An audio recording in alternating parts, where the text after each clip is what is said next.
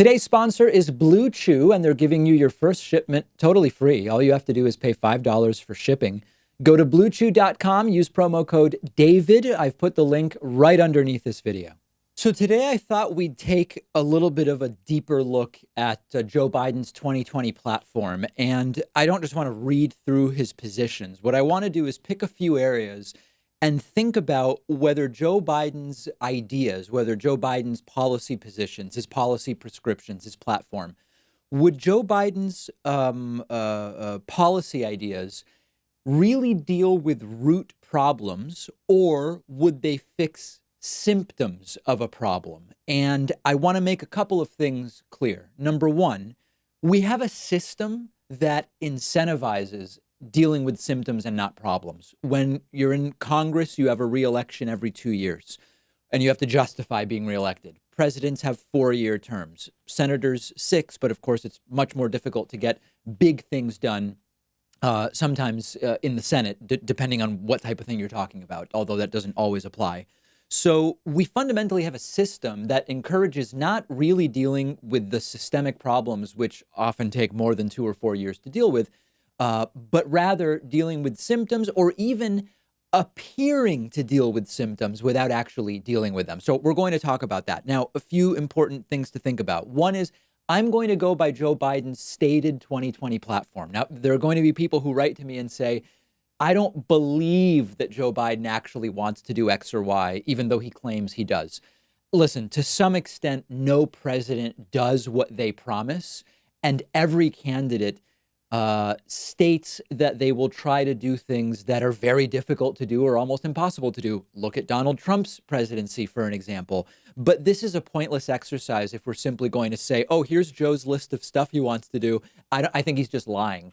Okay, I mean, listen, it's impossible to defeat that argument if you want to insist on making it. Number two, some of you might say, well, why aren't you talking about Biden wanting to cut Social Security? Again, I'm going by Biden's 2020 platform. In the 90s, Joe Biden said he would consider putting Social Security cuts on the table if a proposal otherwise made sense to him. It was 25 years ago. It's not part of his platform today. There's no real reason to include that in his platform because it's simply not.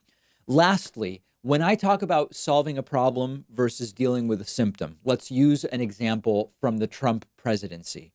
Trump believes the solution to undocumented immigration is to build a wall across the entire U.S.-Mexico border. Building a wall at best deals with a symptom, right? The wall would potentially slow down the portion of people coming to the U.S. illegally by physically crossing the U.S.-Mexico land border. That's a symptom of the problem. To solve the actual problem, you would have to deal with, number one, the economic conditions in Latin America that lead people to want to come to the United States illegally in the first place. You would have to deal with more strictly punishing or punishing at all companies that hire undocumented immigrants, because as long as companies keep doing that and not being punished, they're going to continue doing it. And number three, you would also have to account for the higher prices that would come on many products if indeed you rooted out all undocumented labor in the United States. So building the wall maybe addresses part of one symptom, but it does nothing to deal with the problem. That's the type of thinking that we want to do here. I'm not going to do all of Joe Biden's positions, but let's do some of the key things. We'll start with criminal justice. On criminal justice, Joe Biden wants to eliminate mandatory minimum sentences, eliminate private prisons, end the cocaine sentencing disparity, end the cash bail system, and eliminate the death penalty. So to answer whether this deals with the problem or just symptoms, you have to understand what the problem is. I would generalize the problem with our justice system, including the courts and criminal justice system, as we have a two-tiered system, one for the rich and one for the poor, with a heavily racialized component and a for-profit component that has no business being there. And it is at its core a system that is focusing too much on street crime and not enough on corporate and white-collar crime. So when I look at what Joe Biden wants to do on criminal justice, I would say that this is somewhere in the middle between fixing symptoms and dealing with the problem. Biden goes directly at some elements of the problem. So ending cash bail in private prisons, that deals with the for-profit component of the problem. But the problem is way bigger, and this proposal from Joe Biden does nothing about setting priorities in terms of street crime versus corporate and white collar crime. Doesn't address that at all. Biden also is not in favor of legalization of cannabis. That is a massive criminal justice issue, and he is not in favor of it. So I would say that Biden on criminal justice, he's just past dealing with only symptoms towards getting at some of the problems, but it doesn't do nearly enough. Now, by the way, Trump's a disaster. So this is not a comparison with Trump. I want to make that really clear. Next, let's look at the economy. Joe Biden on the economy. Okay, what is Joe Biden's economic policy? Joe Biden wants a $15 an hour minimum wage. He wants paid family and sick leave, a $1.3 trillion infrastructure package, roll back the Trump tax cuts, meaning raise the top rate from 37 to 39.6%, extend the payroll tax to $400,000. Currently, that caps out at about $138,000. Raise the corporate tax rate from 21 to 28%, tax capital gains and dividends as ordinary income after $1 million a year, and then put a 15% minimum tax on large companies to prevent them from using loopholes and deductions to end up paying zero. So here, Biden starts to get at some of the actual economic problems in this country. Inequality, a system designed to allow you to pay less and less as a percentage of what you earn as you have more and more. This applies to rich individuals and corporations as well. So Biden is getting at some of the fundamental problems here. Now, what Biden doesn't deal with in terms of problems are the absolutely sky-high costs of living in much of the country. $15 an hour is great, but it's not a living wage in much of the country. Doesn't deal with guaranteeing a living wage. Doesn't deal with the loopholes that are disproportionately used by the super rich. So, for example, taking the payroll tax threshold up to $400,000. This year, it's $137,700. That hits people earning between $137K and $400K, but then it goes away. And we can have a debate over what's right and what's fair and what's economically sensible. But the point is, if you're above $400,000 a year in income, you're unaffected by that. And the ultra rich who are really benefiting from a lot of the loopholes and mechanisms that exist, they're earning way more than $400,000 a year. Another example, the top tax bracket would go back to 39.6% under Joe Biden. That's what it was before Donald Trump. Okay, great. But that doesn't go nearly high enough. And we need higher and more tax brackets. We probably need, there's a bunch of proposals, but we probably need like a 42% tax bracket at $1 million. And then we would go to a 48%. Okay, so we need more brackets and they need to go higher. Biden does a little bit, but he's not really dealing with it at a more core issue, which is the ultra rich that as a percentage of their total income are actually paying lower rates. But there is some good stuff in there, and night and day compared to Trump. I mean, truly night and day. In short, Biden's economic policy platform is a completely predictable, uncontroversial, moderately left proposal. It deals with symptoms. It gets at some problems, but it doesn't do nearly enough. It's way better than Trump. Let's do one more area for today, which is healthcare. This is obviously huge. Biden on healthcare. He has said that he supports lowering the Medicare age from 65 to 60, would create a public option, would give free access to the public option if you're in a state that didn't do the Medicaid expansion that was part of Obamacare. There are Republican governors who said, okay, Obamacare includes this Medicaid expansion, but we're not going to do it. If you are in one of those states, you would get free access to the public option, even if your state didn't do the expansion based on income, up to 138% of the federal poverty level. That's like 5 million people. And then Biden would also increase tax credits by eliminating the 400% poverty level cap and limiting the total out-of-pocket cost to 8.5% of income. That would be down from close to 10%. And the credits would be based on gold plans rather than, I don't remember if it's bronze or silver currently. That raises the amount of the credits. And then Biden would limit launch prices and price increases on drugs, as well as allow foreign drug purchases. So there's a lot there. It is not Medicare for all. It is not universal. There's no doubt about it. What are the numbers that this would achieve? If you lower the Medicare age from 65 to 60, I believe it adds 18 million people to Medicare. I don't have that number in front of me, and I had a little trouble finding it. But going from memory, I believe it's about 18 or 20 million more people that would get Medicare by lowering the age from 65 to 60. It's not universal, but a lot of people. Free public option in states without Medicaid expansion would add, again, about 5 million, 4.9 million people. And then there are certainly millions more that would be able to afford health insurance with this. Is it a panacea? Of course not. Of course not. Is it better than Trump's proposal with Republicans, which would have seen 24 to 32 million more people lose insurance? Of course it's better than that. The symptoms are care is too expensive, it's sometimes low quality, and it's not accessible to everyone, in large part because of the for-profit system that we have. Does Biden's plan change the problem of healthcare being for profit? Of course not. He doesn't believe that's the problem. That's a major disagreement right now, even within the Democratic Party. Biden deals substantively with symptoms, and the way he does it is you get care to more people and you make it affordable for more people, but not everyone. So let's step back a little bit. To sum up, we have a system that encourages at a fundamental level, because of the frequency of elections, how politics is financed, needing to raise money, et cetera, and how long things take to get done. We have a system that incentivizes appearing to deal with symptoms. Sometimes you're actually dealing with a symptom. Sometimes you're only appearing to, and optics very much are the only thing that actually matters. When Congress is up for re-election every 2 years, when presidents get 4-year terms, we have to understand the difficulty in a system like that of dealing with problems. This doesn't excuse candidates or presidents who don't do it, and it doesn't encourage only dealing with symptoms. We just have to understand that reality. Trump, by and large, has identified the wrong symptoms and is dealing with them in a completely farcical way. That's how I would sum it up.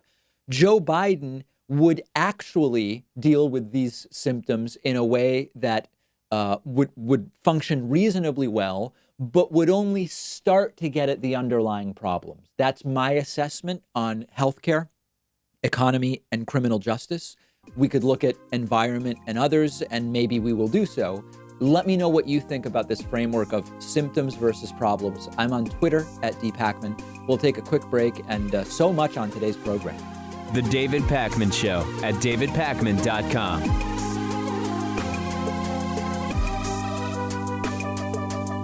This episode was sponsored by Blue Chew, giving my viewers their first shipment totally free when you go to bluechew.com and use promo code DAVID. It's just a reality that many men, regardless of age, can sometimes benefit from a boost in confidence, a little bit of performance help. Blue Chew is the first chewable tablet with the same FDA-approved ingredients as Viagra and Cialis. Blue Chew being a chewable tablet means it starts working twice as fast as a pill. It's prescribed online. You spend a couple minutes with a short questionnaire. A licensed doctor reviews the information, decides if a prescription is right for you. It's then shipped directly to your home in discreet packaging. No awkward visits to the doctor's office or pharmacy. Plus, it's also cheaper than getting it at a pharmacy. When you go to bluechew.com and use promo code DAVID, you will get your first shipment completely free. Just pay $5 shipping. That's promo code DAVID to get your first shipment of Blue Chew completely free. And I've put the link right underneath this video.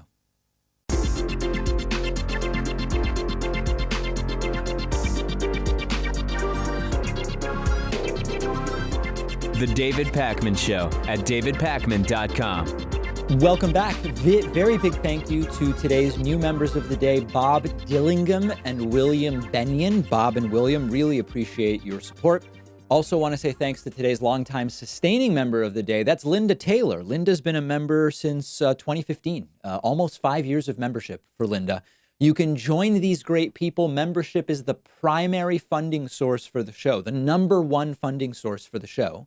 And you can subscribe in almost under a minute. I think for most people it is under a minute at joinpacman.com. Coupon code THISIS2020 saves you 40%. All right, back after a couple of weeks of hiatus is Hatriot Mail. What is Hatriot Mail? It is when a professional voiceover artist does interpretive readings of the hate mail that I receive. Here's a quick reminder. Why don't you take some hydroxychloroquine for that Trump derangement syndrome? Hatriot Mail. Written by patriots who hate David Pakman.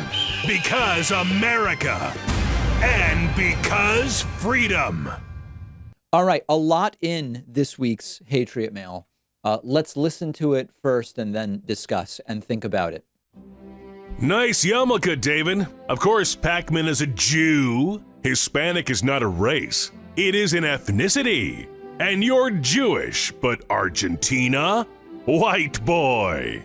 Get the Jews out, seriously. David Pakman is a Jew, a denier of Christ. Don't be a greedy Jew and use your dog as a ploy. Come on, bro. We're better than that as progressives. So Hispanic is not a race, but rather an ethnicity. But I'm Jewish, but I'm from Argentina. So I'm a white boy, but Jews should leave. Well, I guess if Jews are white, then I don't need to leave. It's kind of a weird amalgam of xenophobia and various misunderstandings. I love the "we're better than that" as progressives, the viewer, I guess, sort of implying that they are part of the progressive crowd. Just another progressive who says Jews get out. Somehow I think that this person may be gaslighting. And what I want to remind you is the best way to fight patriotism is to use the coupon code Hatriot40 when you get a membership at joinpakman.com. HATRIOT40. You save 40%. And Hatriots cry every time that coupon code is used at joinpakman.com.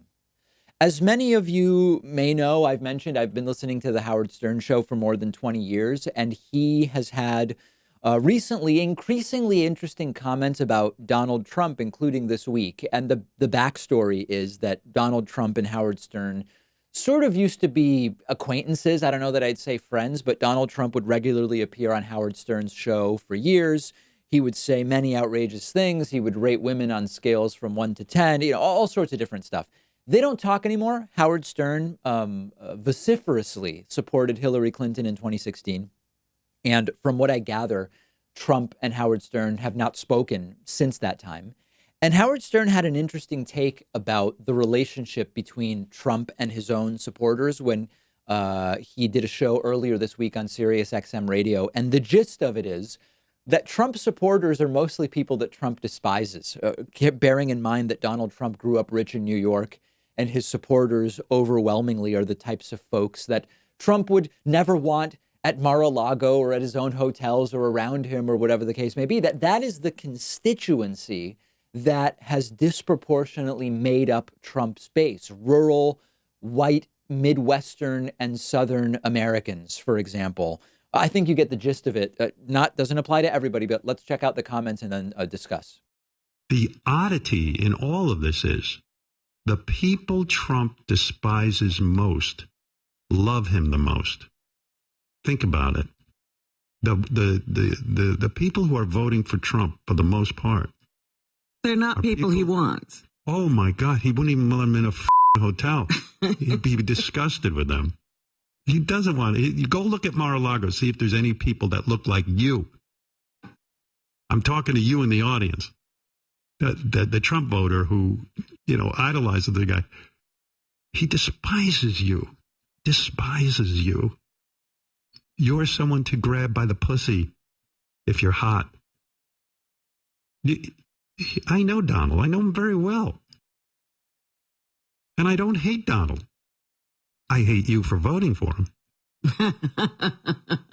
I don't hate Donald. Donald's doing his thing. I hate you for voting for him, for not having an intelligence, for not able to see what's going on with the coronavirus, not able to see what the Justice Department is doing. I hate you. I don't want you here. I want to build a wall and throw you the out.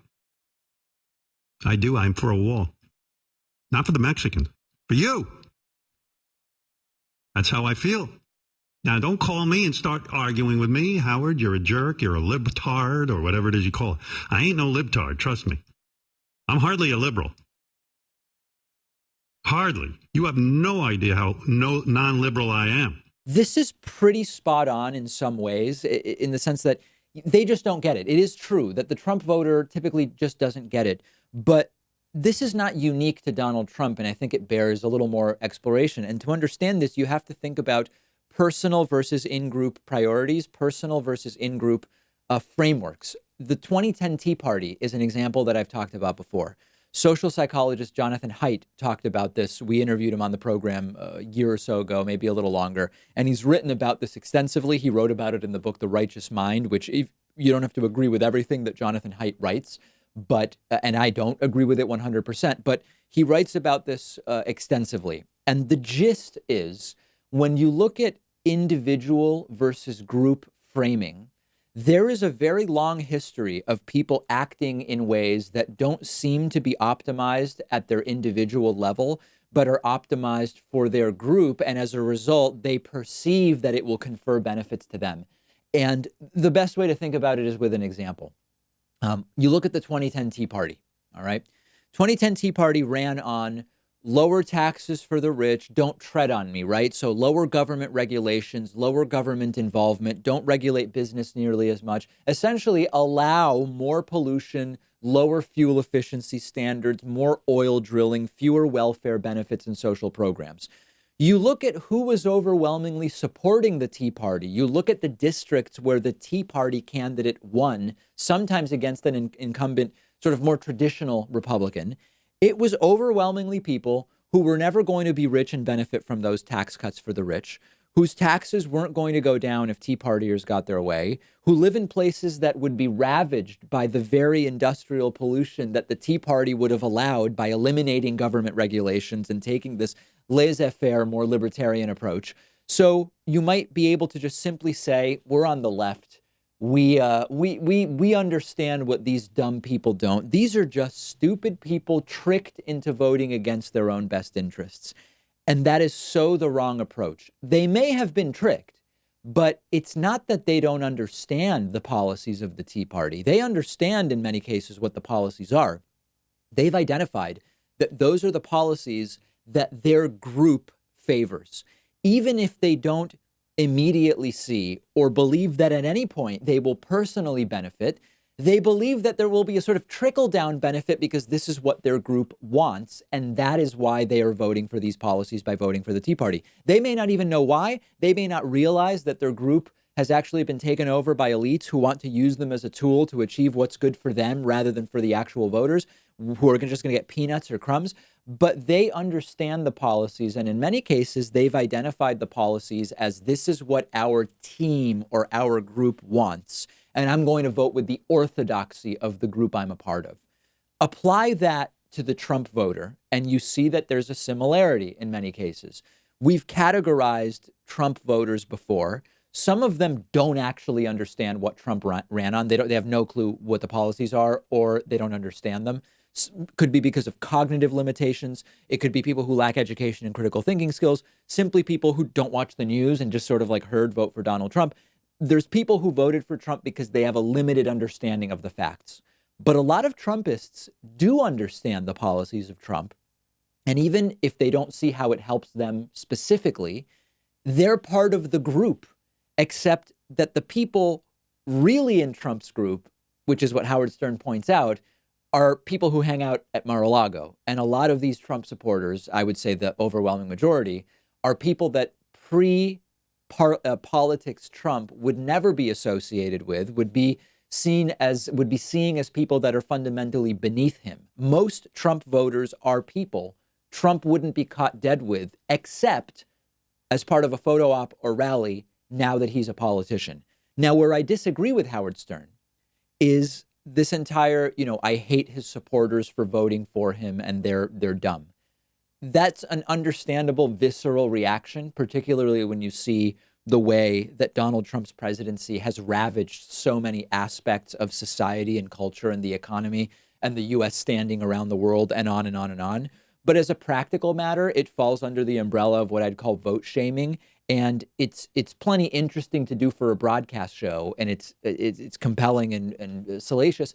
But I don't think it's a good way to get people to reconsider their votes. Now, at the same time, I don't think that Trump is going to be defeated by convincing his supporters not to vote for him. I've said before, I don't believe that that's the strategy. I think the strategy is mobilize your key constituencies and get people out to vote who already agree with you. But that being said, I don't see any particular advantage to the approach of, if you voted for Trump, you're dumb and I hate you for it. Certainly, we should acknowledge that we believe it was a mistake. It was the wrong decision. But I don't know that there's much to gain from this general umbrella term of what I would call vote shaming, as much as it might be the obvious, visceral, emotional reaction on our side. We're going to keep talking about this and the other stories from today's show on the David Pakman Show Instagram at David Pakman Show. Also, yesterday on my Instagram, I showed everybody my cukes. I have a whole bunch of cucumber plants, which I thought were dead. I thought these seeds are dead. These aren't going to germinate. I've got no sprouts, but I have sprouts now. And I showed my sprouts to everybody yesterday. You can check it out on my Instagram at david.pakman. Nothing better than a coronavirus victory garden, as I'm calling it, even if the victory is going to take a while to get here. Check it out. We'll take a quick break and be back after this. The David Pakman Show at davidpakman.com.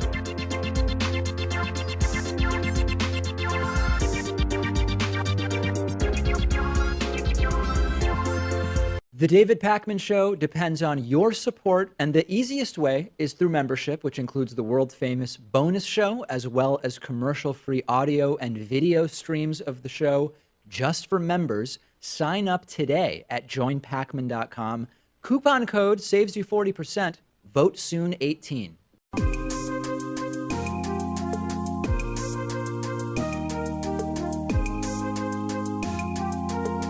Welcome back to the David Pakman Show. This is super interesting and maybe not completely surprising to you. White House data has now leaked, which shows that the White House knows that infections are spiking in rural Trump voting areas while they continue to decline in some of those early hit, disproportionately urban blue voting areas. And the growing political divide that has long permeated the country when it comes to attitudes towards coronavirus. As we know, Democrats much more likely to be taking the virus seriously than Republicans. Democrats much more likely to be staying at home than Republicans. Democrats much more likely to be wearing masks than Republicans. That now, which has been a political divide for some time, is being reflected in the case and death growth rates. Now, the Trumpists will say, listen, most of the deaths are still in blue areas, these liberal cities like New York City and the surrounding New Jersey towns and cities, Chicago, Detroit, Boston. Now, of course, those places also have in common that they are very dense cities with huge numbers of direct flights to and from China and Europe. So that explains why those places were early hubs and why they were places with significant infection early, before we had any testing and before we knew much about the prevalence and the spread of coronavirus. But in terms of percentages, which is really where you have to look if you want to evaluate a virus, it's called viral spread for a reason. We are now seeing that most of those early hotspots on a percentage basis are actually on a decline, whereas some of the fastest growth rate spots are, for example, Texas, Florida, and Georgia. Now, just to put some numbers to it, check out the case growth rates yesterday. These are not raw numbers. What you want to look at is the rate of growth, which is a trajectory, okay?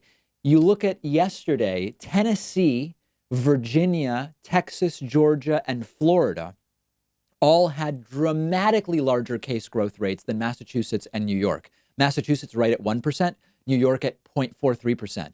Tennessee, 3.5% growth rate yesterday. And so what you have to understand is that over time, the raw numbers are going to spike. You look at Tennessee in cases and you might say, oh, okay, well, they went from 600 to 650 cases. But if that rate continues, it becomes a huge hotspot very, very quickly. So that gets us to this leaked data. The White House has a number of slides which have leaked that show that this is a trend the White House is aware of. You've got rates decreasing in 14 states, rates increasing in 9 states, but 27 states don't even have enough testing yet that we can say for sure that all of the cases are even close to being counted accurately. But here's where it gets really interesting. The state level data may not really be enough to underscore this. Dr. Birx and others for a while now have been saying, we really need to look at counties. You need to look at counties to see what's going on. That helps us separate urban versus rural. It helps us separate parts of states from each other. It turns out that when you look at the county level, the biggest spikes are happening in rural Trump voting counties in places like Kansas and Tennessee. Some of those places have seen case growth rates of more than 1,000% in a single week. There are rural Trump counties in Missouri, Nebraska, Minnesota, Wisconsin, which lean heavily Trump. The counties do, where cases have grown 400%. All but one of the top 10 growth counties in the last week were Trump counties in 2016. Dr. John Ross, who's a professor at Harvard Medical School, tweeted about this saying, quote, "The fastest rising areas in the U.S. for COVID cases are very white and very Trumpy, according to this slide somebody leaked to NBC News." This is why I do not believe that Trump's strategy of just normalizing the deaths and pretending we've won is going to work.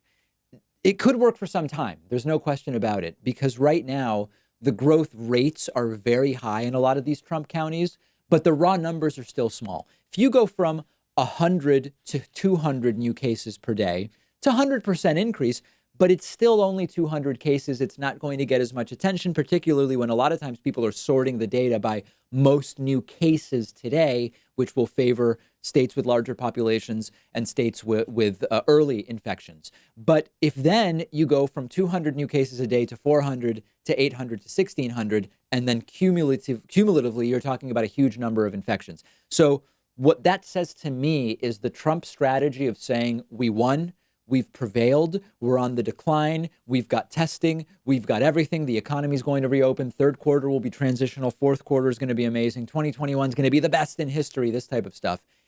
It ignores that if these growth rates continue another 30 days, and we said this 10 days ago, and now a lot of these states are the leaders in growth rate, if it's another 30 days of this, you are going to have very red states that presumably local news is still going to report on cases and deaths. National news is going to point to these states as the new hotspots. I don't believe that it is viable for Trump to simply pretend everything is fine until November, if indeed these places continue spiking. Also interesting, somebody leaked this data. That means that someone inside the White House and inside or close to the task force, I don't mean like Dr. Birx, but there's so much staff that's associated. They probably decided to leak this because they realized they need to, because of what the public position of Trump has been. You see Trump go out and say cases are going down everywhere. And then inside the task force, they have slides which say that's not true. And the places where it's growing the fastest are mostly Trump counties. You've got Fox News broadcasting, it's time to go and open and get back to work. But a ton of their employees are still working from home. What's being said publicly is not matching up with the policies that a lot of places are putting in place. Trump continues to say, we don't need to worry about testing and tracing. Things are good to go. Everything's going down. And yet the White House over the last 72 hours has put in place a mandatory mask policy and daily testing for more and more people, other than Trump and Pence. Of course, they're not wearing masks. So they are very clearly saying one thing and doing something very different when it comes to the policy behind the scenes. Meantime, I am very pleased to see that here in Massachusetts, we had very small case growth rate for about the last 10 days. Deaths yesterday were at their lowest since April 4th, which is about 40 days ago. Lowest deaths in 40 days was yesterday in Massachusetts. That's really, really good to see. And we're expecting some new guidance, probably in the next 48 hours, from Massachusetts Governor Charlie Baker, who's not been perfect. He's been late on a bunch of stuff, but he's been far earlier than more than half of the country's governors. We'll see what continues to happen in the early infection blue states like New York, New Jersey, Massachusetts, California, Illinois. And then we're going to be able to compare and contrast that with places that never really closed at the state level. Cities may have done things and that have been very quick to reopen. We're going to know in the next 20 or 30 days exactly what the repercussions of that are. Early data are that it's not going to be particularly pretty. Okay, I have a gaslight alert for you today.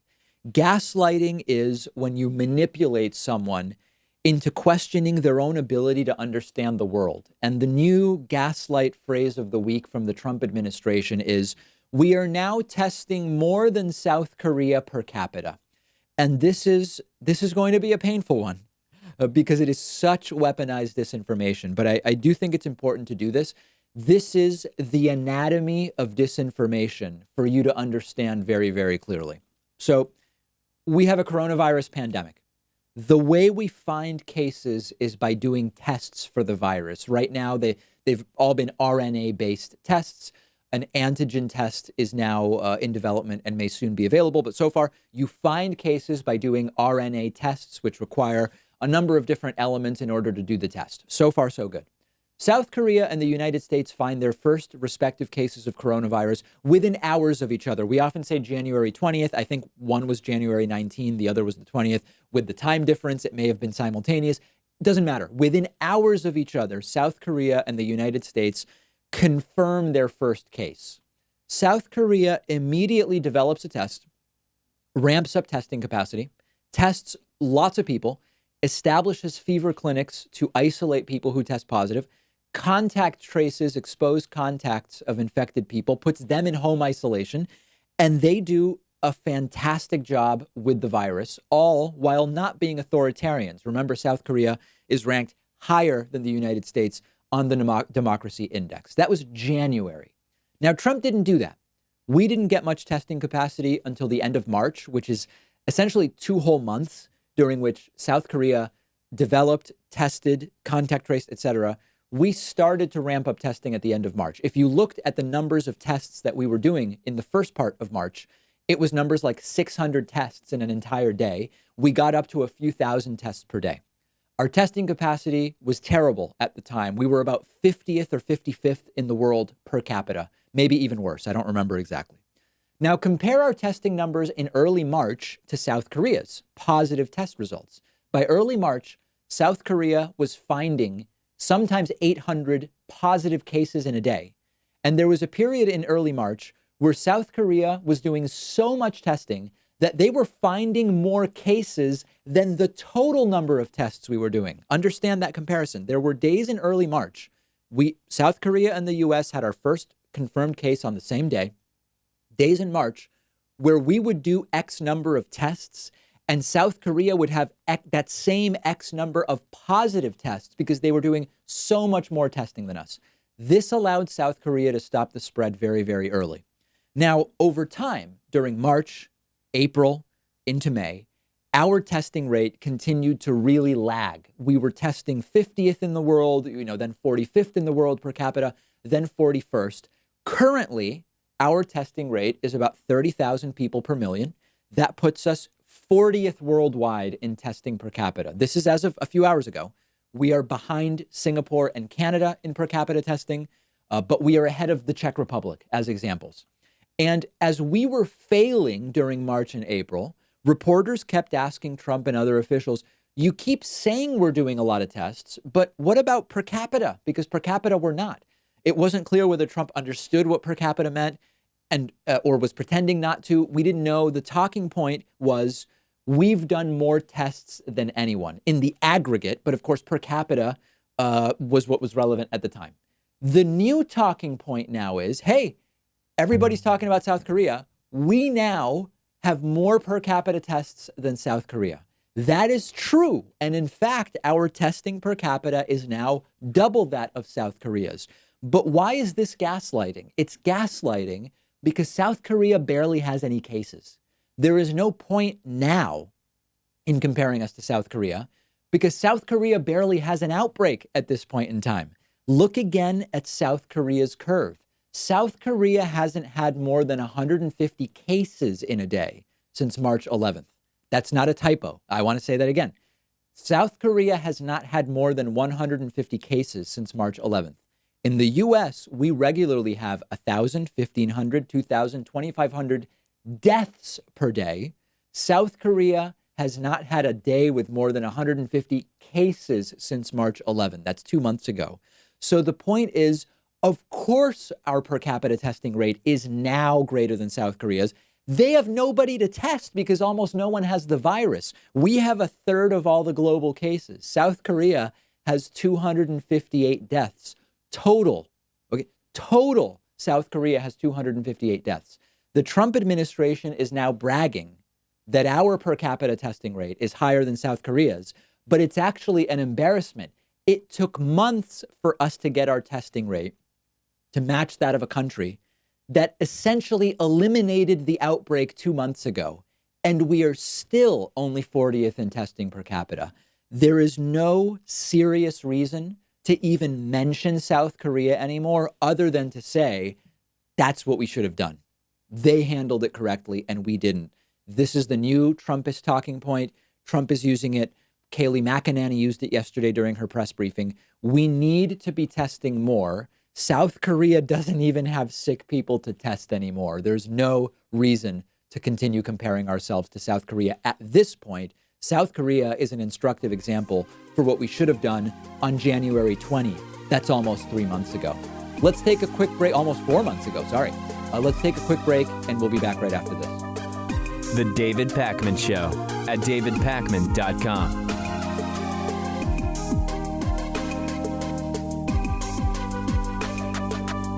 The David Pakman Show depends on the support of our viewers and listeners, and one way to keep us going is through Patreon, where you can pledge as little as $1 per month or as much as you want at patreon.com/David Pakman Show.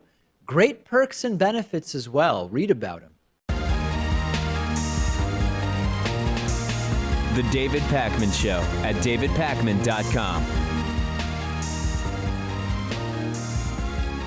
A woman is now admitting that she was paid to lie that Dr. Anthony Fauci sexually assaulted her. This is the same woman who lied that Robert Mueller had sexually assaulted her. It appears that exactly the same people put her up to it. Now, this story is crazy, but I actually think the context is what's most disturbing and outrageous, and I'm going to explain that in a moment. But first, the details. Woman named Diana Rodriguez claimed that Dr. Anthony Fauci, the country's lead infectious disease expert, he's been on Trump's White House coronavirus task force. He used to be a fixture at the press briefings. He testified before the Senate yesterday. Diana Rodriguez claimed that Fauci sexually assaulted her in 2014 to a reporter. That reporter, Reason's Nancy Rommelman, had been working on the story, looking at the allegations from Diana Rodriguez. We've since learned that Diana Rodriguez is really Diana Andrade, and she is actually connected to Jacob Wall, a pro-Trump troll who previously tried to orchestrate completely bogus sexual assault allegations against Robert Mueller during the time when Robert Mueller was doing the Trump-Russia investigation. So once again, you've got the same people getting caught, trying to do the same thing, trying to frame a public figure that was inconvenient, I guess, to the right with sexual assault. Diana Andrade said she was paid to come forward with the bogus allegations. So those are the simple details, but I believe that the surrounding elements are actually what's more important here. Why is anybody trying to frame an infectious disease doctor at all? Why is Rand Paul, as I will soon show you, going after Dr. Fauci? This is actually the story. A doctor who's simply doing his job, has done it for Republican presidents and for Democratic presidents, is trying to save lives, whose ideology, he says, is health, and is nearly 80 years old. Right? I mean, this guy's been doing this for decade after decade. This diminutive 79-year-old doctor has become the enemy of the Trumpist right. Why is he an enemy? Because he says things which are based in science and medicine, which sometimes conflict with the completely fake, phony narrative that Donald Trump concocts and creates, whether it's about fact-checking about hydroxychloroquine, whether it's about a second wave, whether it's about vaccinations, whether it's about reopening, whatever it is, he has been seen, Dr. Fauci, by the Trumpist right as an antagonist of Donald Trump, when really he is I guess we would call it an agonist for the truth. And what makes him invariably an enemy of the Trumpist right is that he appears to interfere with Donald Trump's lies. Imagine doing your job so well, being way more trusted by the public than Trump. Polls show conclusively the public, by large margins, trusts Anthony Fauci on coronavirus way more than they trust Donald Trump.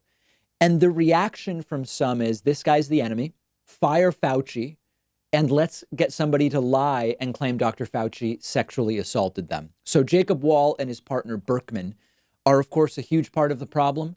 But the hostility among the Trumpist right, hostility to science, hostility to reason and to medicine and to doctors and to public health, that is really the big story here. Now, the second part of this is, why aren't Jacob Wall and Berkman in prison? They tried to frame Robert Mueller, and now they tried to frame Anthony Fauci. Is it because the law doesn't matter anymore?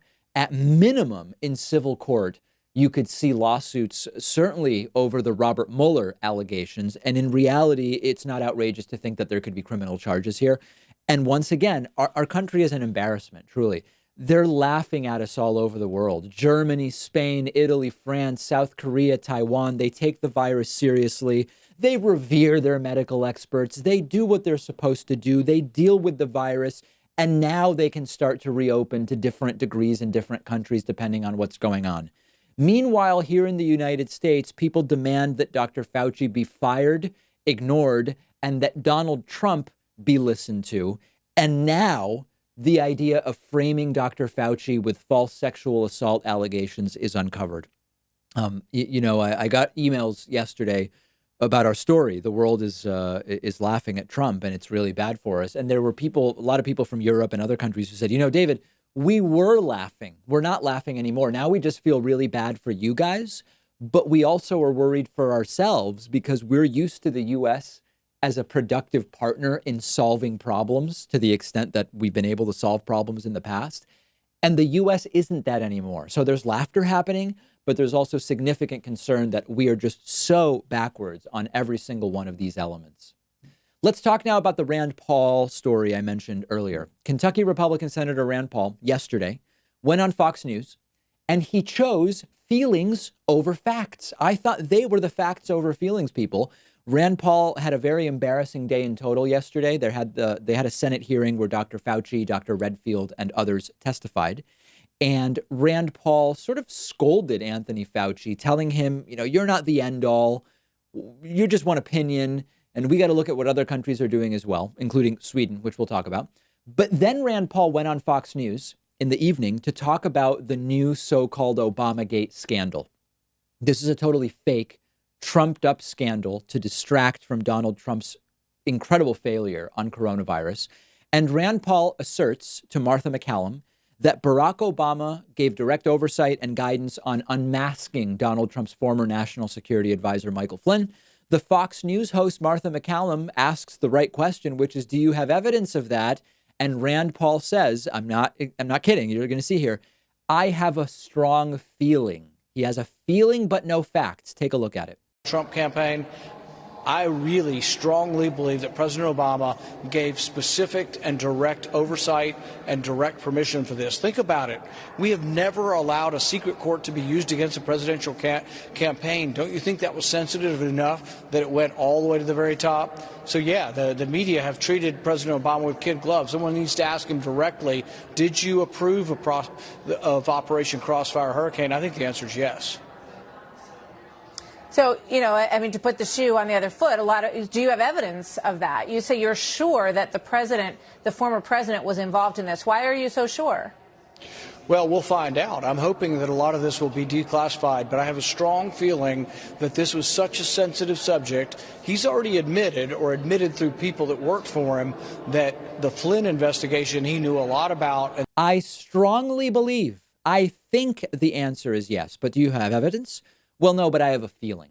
This is downright irresponsible for a sitting U.S. senator to be saying.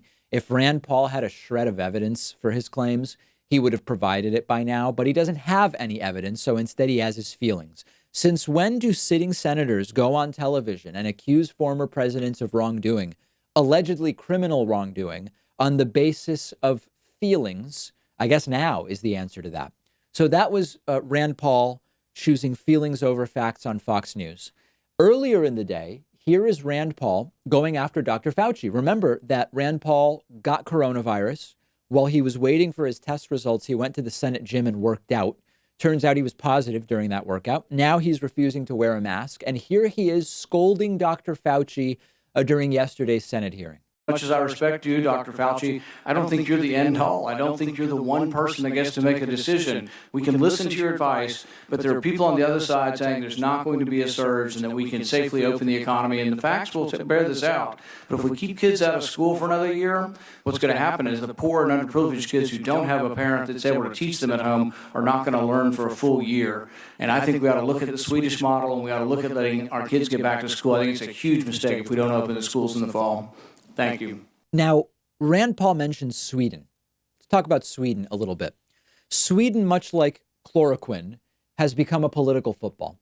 And for me, just like with chloroquine, I have no emotional attachment to Sweden did the right thing or Sweden didn't do the right thing. What happened in Sweden is that older and vulnerable folks isolated and stayed at home. But young people mostly haven't. There's been mild social distancing in bars and restaurants. Schools stayed open. Young people, for the most part, lived close to their normal lives.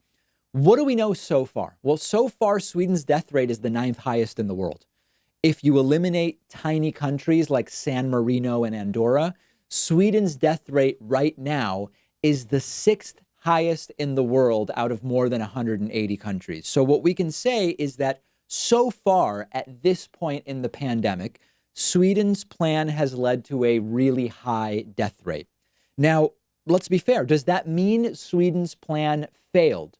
Not necessarily, because it's possible that because Sweden is doing this and having a higher death rate now, it could get them more immunity, and potentially, Sweden could end up with lower deaths during wave 2 and wave 3, if there is one. So I just want the truth.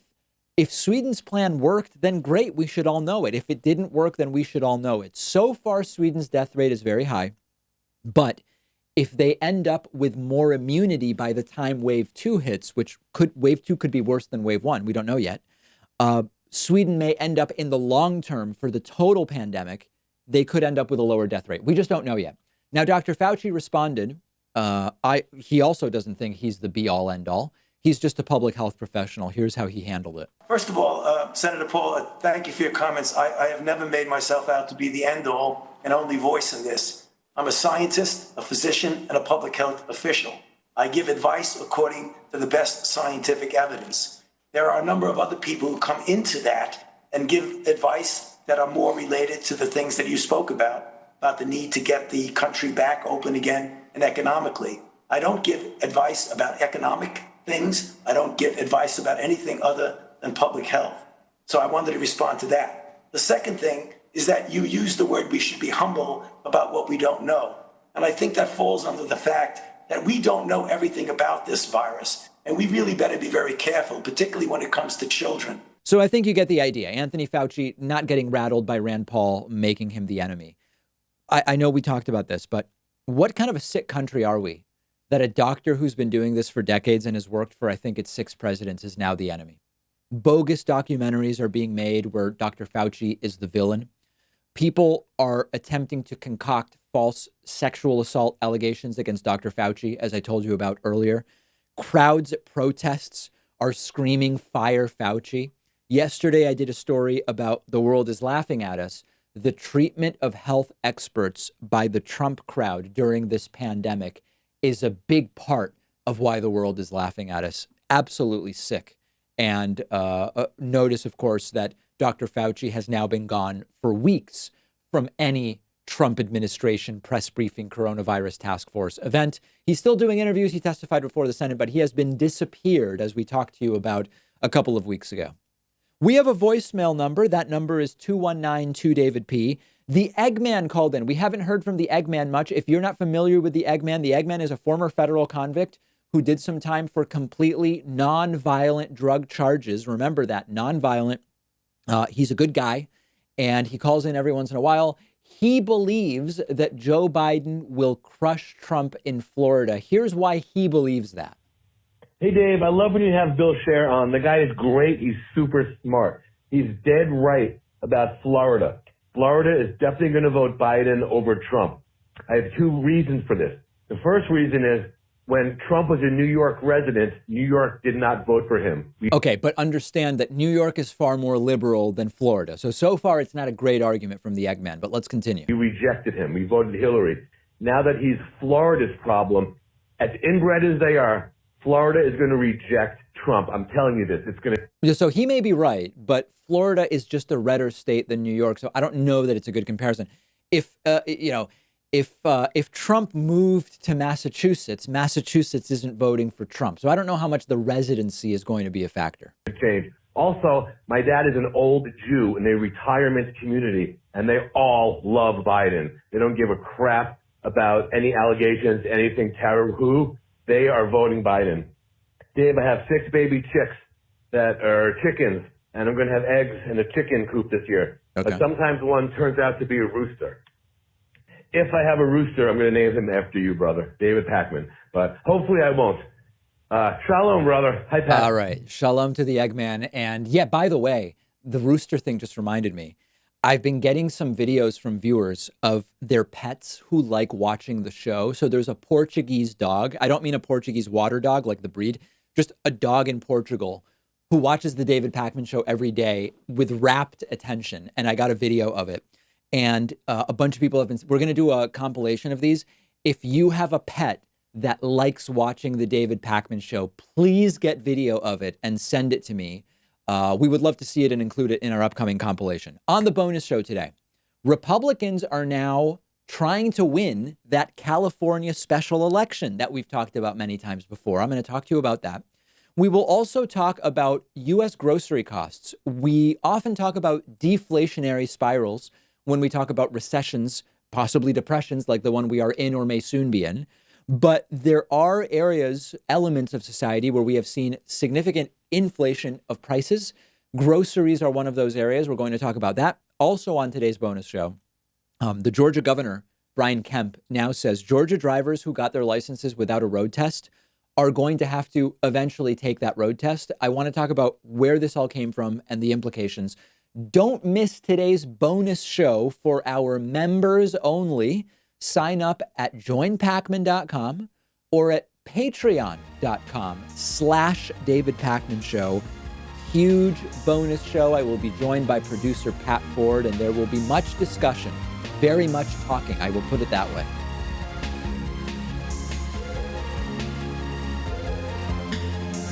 The David Pakman Show at davidpakman.com.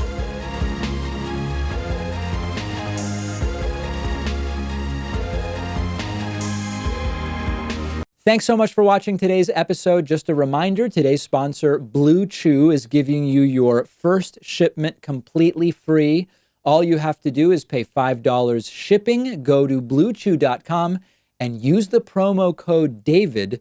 I've put a link right underneath this video.